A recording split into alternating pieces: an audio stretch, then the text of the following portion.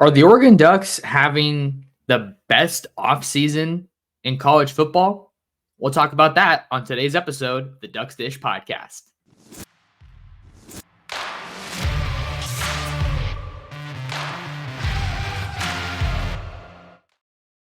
And we're back like we never left. Oregon fans, what's going on? How we living? Thank you so much for tuning in to another episode of the Ducks Dish Podcast. Just in case you're new here, I'm your host, Max Torres. We are coming to you on Friday, January 19th, 2024, coming to you from Long Beach, California. We are available wherever you find your podcasts, as well as on YouTube right here at Oregon Football Max Torres. Make sure to like, comment, and subscribe if you haven't already. There is so much going on in the college football world right now, and Dan Lanning and the Ducks are not at the center of it, but man, they are one of the big focuses in the sport right now, having a crazy offseason. You got some coaching movement, you've got some signees from the 2024 class. You have transfer portal commitments. We just talked about the newest one, Brandon Johnson, the former Duke defensive back, on yesterday's show, about a 45-minute episode with my guy, Ryan Winter, a.k.a. Sports Chat 503. So awesome talk with him. Give that one a listen and a view if you haven't already, but we are just stoked to have you along for another episode of the Ducks Dish Podcast. So, the big question, I said it in the intro, and you can read it there in the title. Is Oregon having the best offseason in college football? Now, let's preface it with this, right? You see recruiting happening all throughout the offseason, and I've even spoken about this before. The phrase offseason natty is thrown around, I think, when you have programs that are acquiring elite talent. They're making all the headlines and whatnot. But it really doesn't mean a whole lot if it doesn't transpire, or if it doesn't lead to or result in, I should say, success on the field.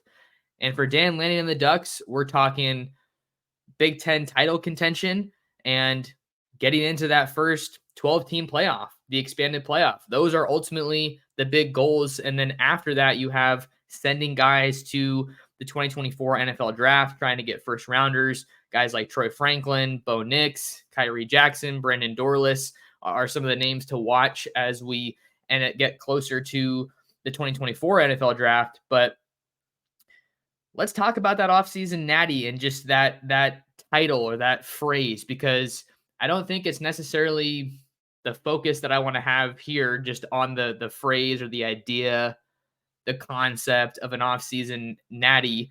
But let's just talk about how good of an offseason Oregon is truly having, because there has been coaching movement like never before across the sport. I think this is the craziest coaching carousel that we've probably seen in quite some time.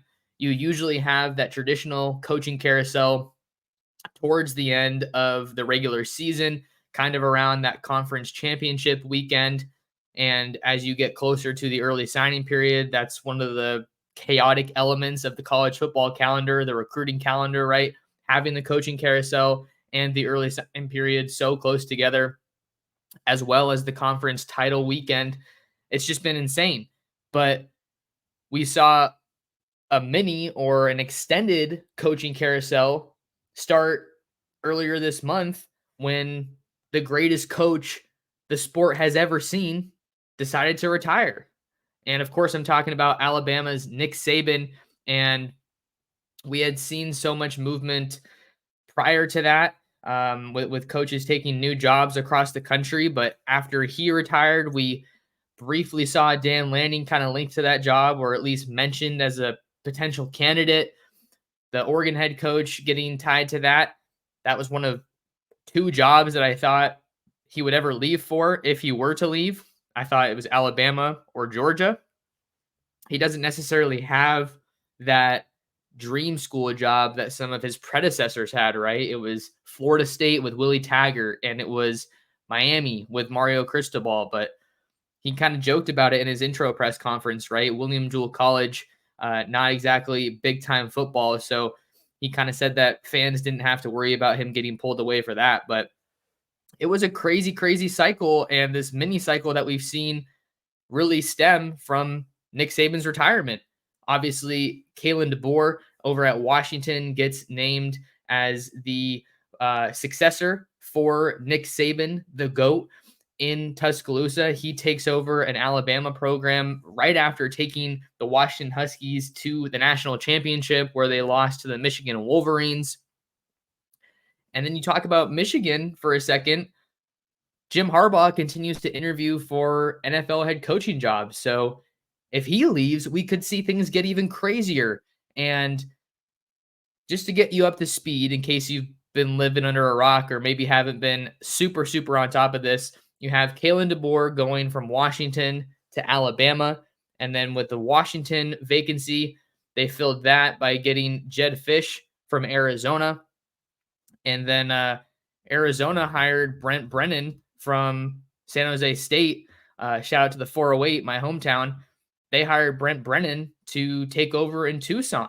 So that's kind of all the movement that we've seen recently from the Saban retirement, but things could get kicked up a notch even more if Jim Harbaugh heads to the NFL. But maybe they have his successor already on the staff there in Ann Arbor after winning a national championship. It just sounds so crazy just saying the sentence, a coach wins a national championship and then he leaves, especially because that's his alma mater. But we know that there has been a lot of speculation out there about Jim Harbaugh returning to the NFL ranks. So we'll have to continue to monitor that story and see what happens. But you had that coaching movement, the mini coaching carousel, which has opened another extended window, if you will, in the transfer portal for all these programs that have new coaches. So you've seen all the top players in the portal now are either from Alabama or Washington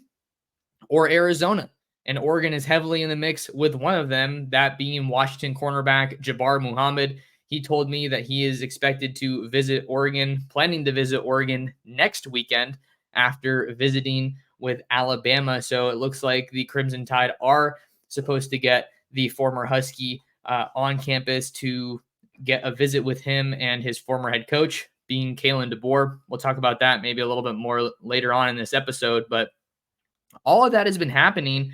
And the biggest win for Oregon in this offseason has to be retaining Dan Lanning.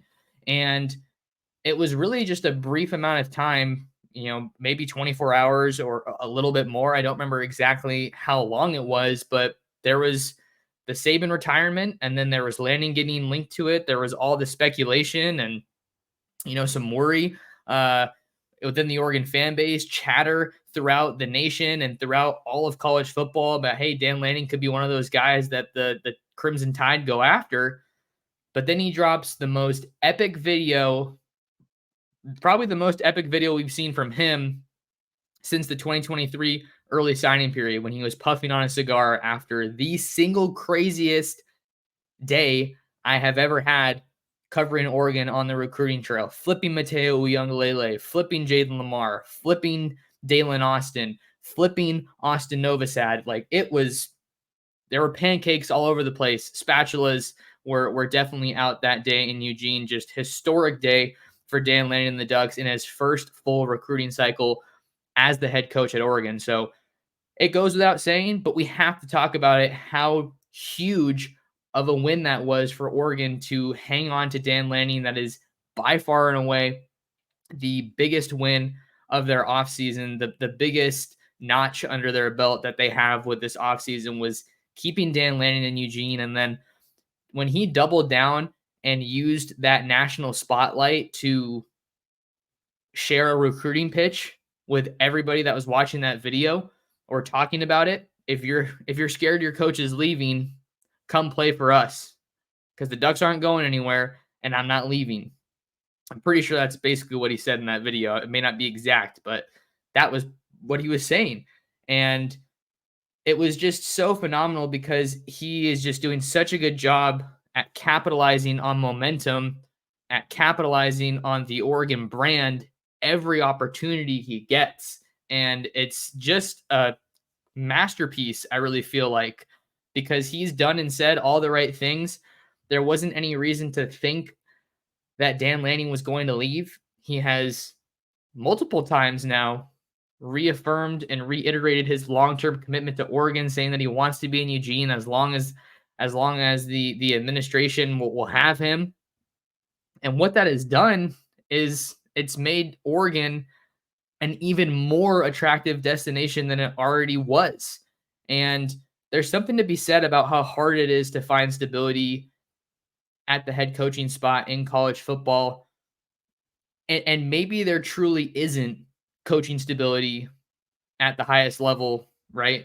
As a head coach in college football, but whether there is or isn't, Oregon's got the closest thing that they've had to stability at head coach in a long time. In a long, long time. Certainly in the days since I've been covering this team, going on to believe it's year 6 now, covering the Ducks beat. This is the most stability that the Ducks have had at the top of their program.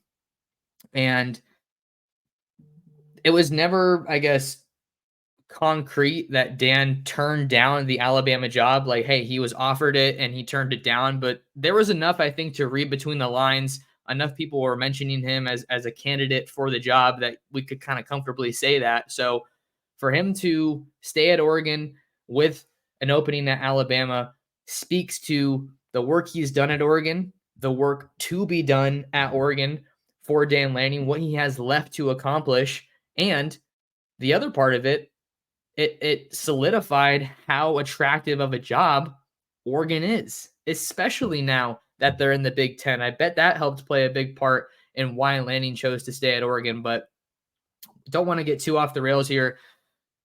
Staying at Oregon, keeping Dan Lanning at Oregon is part of what is making this such a tremendous offseason for the Ducks. And then let's rewind a little bit even before then. Let's go back to, mid-December, the early signing period for Oregon.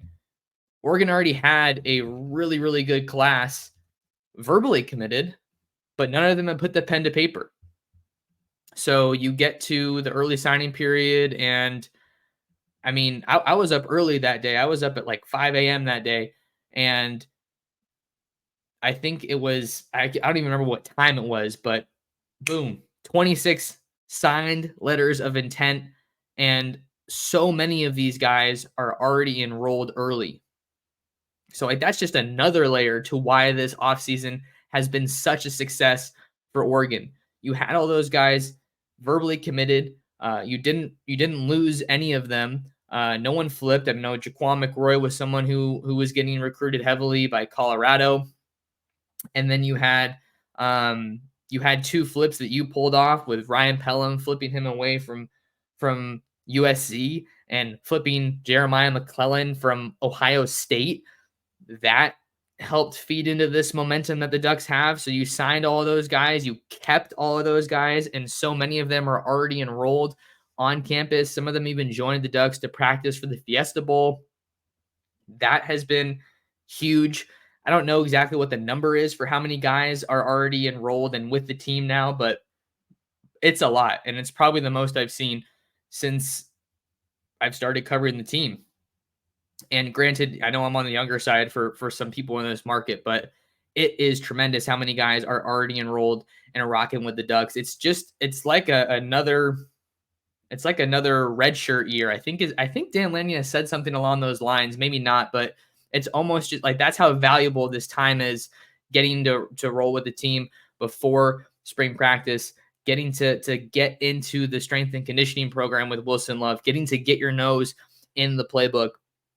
All of that is huge and really vital to getting these guys started off on the right foot, these true freshmen that are now with the team. So that's another part of it, just the early signing day. It didn't really feel like it was the offseason because the Ducks still had their bowl game to play, but It kind of was because so many moves had already been made at that point, and you have coaching carousel is already going at that point, and guys hitting the portal and whatnot. So being able to retain, sign, and get all those guys enrolled early was another big part of what has made this offseason so successful.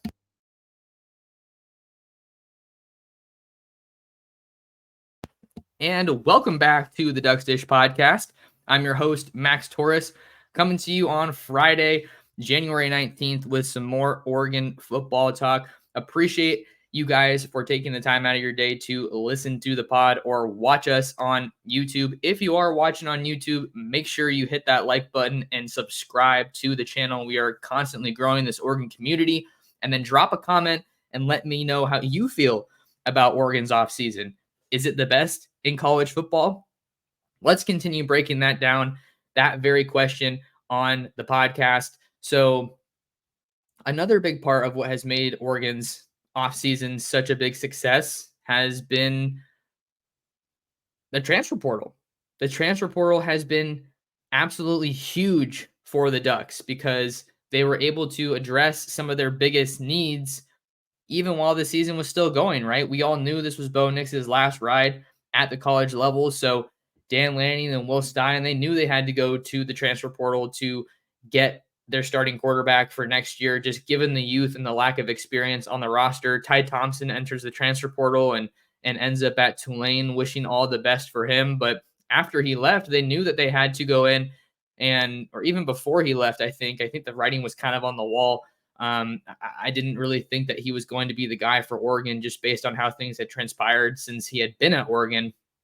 Case in point, they knew they had to go in the portal to get a starting quarterback for next year. So what do? Oh, they just go out and land one of the best guys they could have in Oklahoma's Dylan Gabriel, the lefty out of Norman, originally from Hawaii. Obviously, he's going to be rocking the number 8 for Oregon. And just how amazing is that, given that he grew up on the islands, rooting for Marcus and seeing all the great things that he did, not even just on the football field, but in the community as well. What a story for Dylan Gabriel to be able to cap off his college career in Eugene in the green and yellow, wearing the number 8.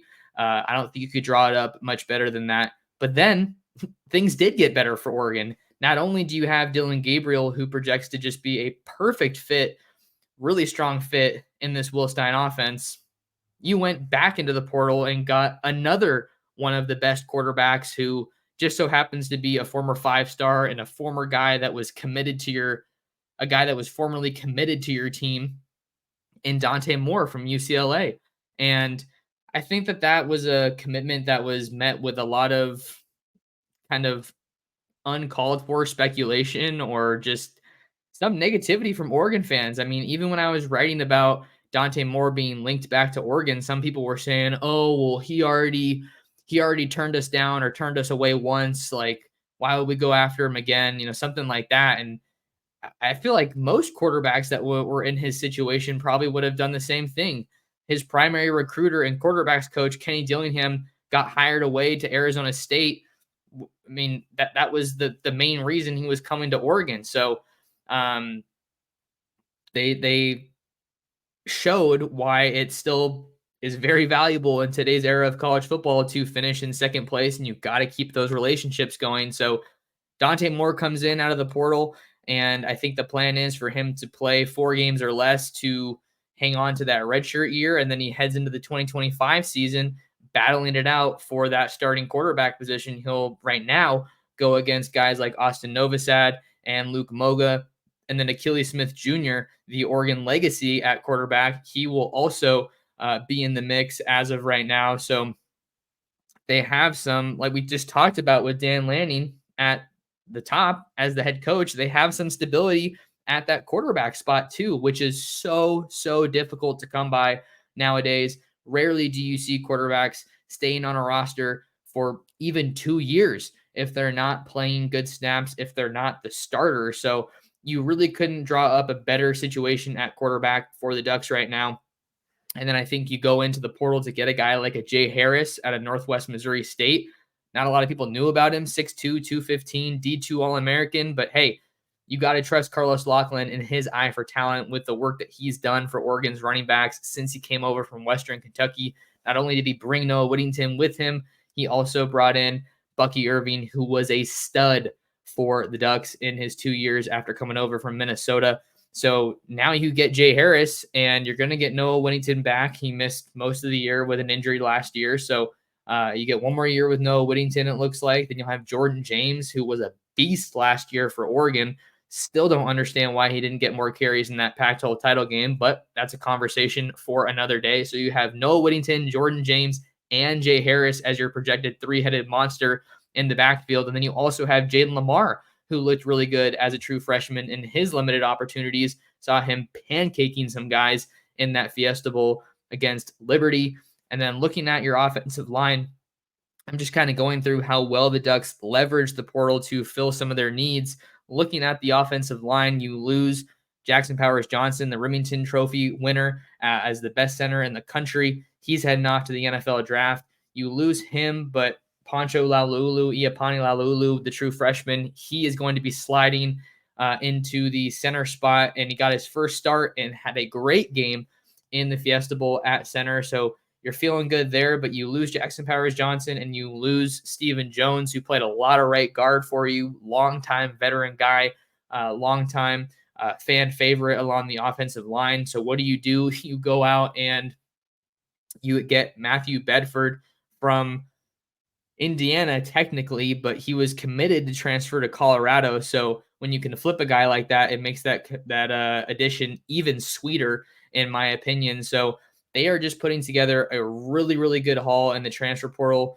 I don't think that was a guy you really, really needed necessarily, but boy, does it help to add some experience to that offensive line. Josh Connerly is going to be back. Marcus Harper is going to be back. And then how about Ajani Cornelius? Getting him back for another year is absolutely huge. He transferred in from Rhode Island and probably wanted to prove, hey, I can play that big time ball. And boy, did he. He was a great piece of that Oregon offensive line under Alik Terry and Mike Kavanaugh. So you see a lot of value in the guys that they're adding from the portal, but then there's another layer to it. Being able to get these guys to come back and say, hey, no, I'll hold on the NFL. I want to do something special with the Ducks.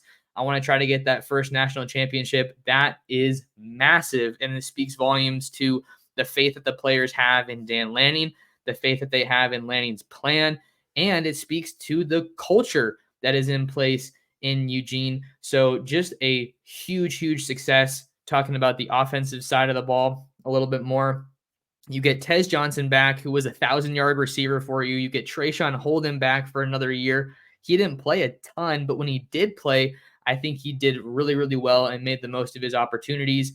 Gary Bryant Jr. comes back. And then to help offset the loss of Troy Franklin, the record-setting wide receiver, probably the best receiver in program history, he heads off to the NFL, and you just go into the portal and you get another former five-star in Evan Stewart from Texas A&M. So it just keeps getting better for the Ducks as far as what they've been able to acquire in the transfer portal. Let's hop on over to the other side of the ball and talk some defense. You're losing a lot of guys along that D line. Brandon Dorless, Casey Rogers, Popo Amavai. All those guys are gone. Mace Funa is another one that you have to mention, right? He was a big piece of Oregon's defense over the years. But then Jordan Birch comes back, and he's probably, if not the best, one of the best guys on that defense coming back for another year. He really looked like a much improved player coming over from South Carolina, former five-star guy as well. So he really found his stride, and he's only going to take his game to another level in 2024. He's a huge piece of that defense. Jeffrey Bassa comes back for another year. Justin Jacobs comes back for another year. And those are two huge pieces of your linebacker core. You really wanted to have those guys because you also lose Jamal Hill from that linebacker group. So the big pieces continue to come back. They're having some continuity, which is awesome. You're getting another year in that defense, another year in that scheme. You're going to have Mateo Uiagalelei, Tatum Tuioti, Blake Purchase, year 2 for those guys who were all studs and freshman standouts, true freshman standouts at that. And where else could we go? We haven't even talked about some of these younger guys from the 23 class that we haven't gotten to see much of, right? Whether that's Ashton Porter, Terrence Green, Amari Washington, Michael Gardner. Like, these are names that we haven't talked about in about a year. And it's like, oh, hey, did you forget about them? Johnny Bowens. Like, if you did forget about them, you better not, because we might be hearing their names more in 2024. That rhymed. As the Ducks kind of retool and reload this defense, because that's really what it is. They're not rebuilding. They are not rebuilding. They are reloading in the truest sense of the word, because they went out and got a guy like a Jamari Caldwell from Houston, an all Big 12 defensive selection. Like, that's a huge piece. 6'1", 325, a guy with proven production at a high level, a guy who can get after the quarterback as well. He's not just a run stuffer. I think that's exactly what you want when you're looking to kind of bridge the gap and have a healthy transition between some of the guys that they're losing. And then just looking in the secondary, you go over to UTSA and you get Cameron Alexander, who was a speedy lockdown corner for the Roadrunners, and you bring him into your cornerback room, which is big after losing Kyrie Jackson, after losing Cole Martin. I think that he's a guy that a lot of people might be sleeping on right now. Incredibly disruptive in the passing game. I think he had like 15 or 17 pass breakups. Had a couple of interceptions as well in his 1 year with the Roadrunners. So he's a guy I think that has a pretty high floor, coming over from UTSA as someone who has done a lot already. But man, like, he probably looks like he can contend and fit right into this defensive system. You got him and Jaleel Florence.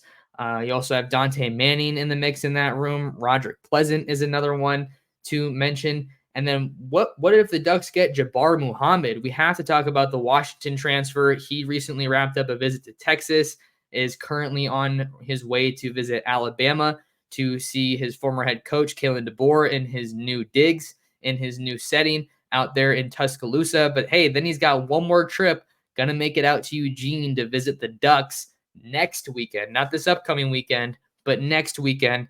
He confirmed that with me on Thursday. So we'll see what the Ducks can do there. I think Texas has a lot of momentum in that one, a lot of family ties that the Ducks are going to have to overcome. But look at what the Ducks are building. He talked to me about how he's hearing from just about everybody on that Oregon staff. Definitely a relentless pursuit.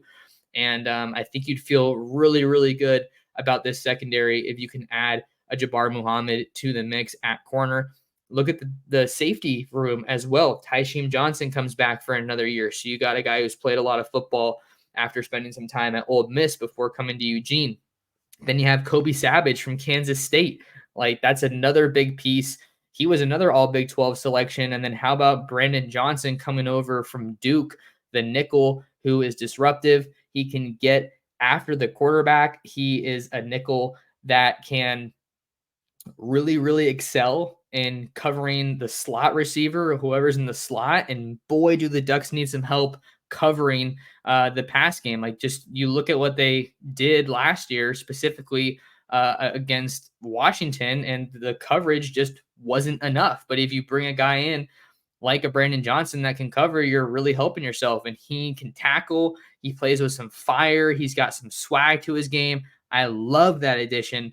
So we'll see what they can do as far as adding more guys via the transfer portal. I think you probably want another interior defensive lineman if you can. The Ducks currently have 10 commitments in the transfer portal, and it's one of the best hauls that you'll find anywhere in college football. Dan Lanning and the Ducks choosing quality over quantity, like I said. So love how they're using the portal. And I think the combination of the portal and the portal guys that they've added and the guys that are coming back for another year with the Ducks, that's just another reason, another one of those points about why this is one of the best off seasons in college football. And it really feels like there's no coach right now that is hotter than Dan Lanning. I mean, he's in the news, he's in the headlines for all the right reasons. You saw him not only obviously say that he's staying in Eugene, but he was on the set with the broadcasting crew at the national championship game, had that Oregon O patch or on his lapel. So he's keeping Oregon at the forefront of college football. And then the offseason could get even better for the Ducks if they can go out and add Gatlin Bear next month. And he told me when I saw him in San Antonio for the Adidas All-American Bowl that Jim Harbaugh's decision to stay in Ann Arbor or go to the NFL will have be a factor for him in his final decision. And Junior Adams and some other Oregon coaches, it looked like at least Junior Adams stopped at Burley, Idaho, at Burley High School to visit Bear recently. So they're doing all the right things. That's an Oregon versus Michigan battle. I think Michigan has the momentum, but we'll see what would happen if Jim Harbaugh does, in fact, return to the NFL for a head coaching job. So there's a lot of stuff going on right now, but in a truly chaotic offseason, the Ducks have had some hits, right? You saw J.R. Moala return to the Oregon State staff to help with their recruiting operation. And then you had Demetrius Martin take the cornerback's job at Michigan State under Jonathan Smith, but that was a move that I think Oregon was well aware was coming for a while. So I think that they've been prepared for that move. Chris Hampton got promoted to defensive backs coach after previously being the safeties coach and the co-defensive coordinator. So he's getting promoted. Brian Michalowski got promoted as well. So I think that Oregon is in a really good spot to continue capitalizing, and they're red hot. I don't know that you could have drawn up a better offseason for Oregon from a player acquisition standpoint, from just being in the national spotlight, all the eyes that have gotten on this program, millions of views with all the Lanning video, and just people know that O is special. People know that Oregon is really building something.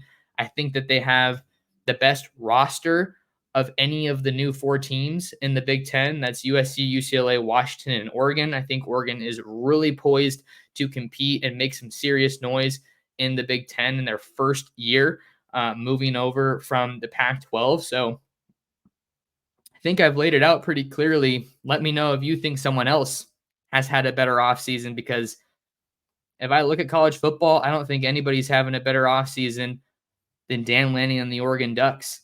I mean, Georgia's going to continue to be a solid power, but they've had a lot of player movement, and I think that Kirby Smart has kind of taken over as the new top dog in college football. But Oregon's got something special because they have a guy that was next to him every day, seeing how he did it, seeing what the process was like, learning the blueprint.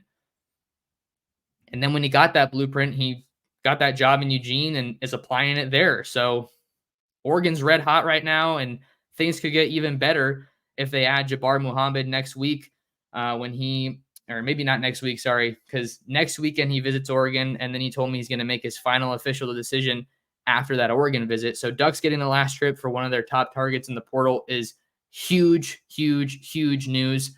And man, now it's on to the 2025 class, aside from the portal guys, and Oregon's got a ton of momentum. The Ducks are red hot, and I think it's pretty clear that Oregon is having the best offseason in college football. You guys, greatly appreciate you taking some time out of your day to listen to the podcast or watch the video here on YouTube. Do me a favor and lock in with me on social media at mtorres sports on both Twitter and Instagram. You can subscribe to my YouTube channel at Oregon Football Max Torres, and you can read all of my written work over on ducksdigest.com. Make sure you share the Ducks Dish podcast with your friends, with your family, and with other Duck fans. But until next time, you've been listening to another episode of the Ducks Dish podcast.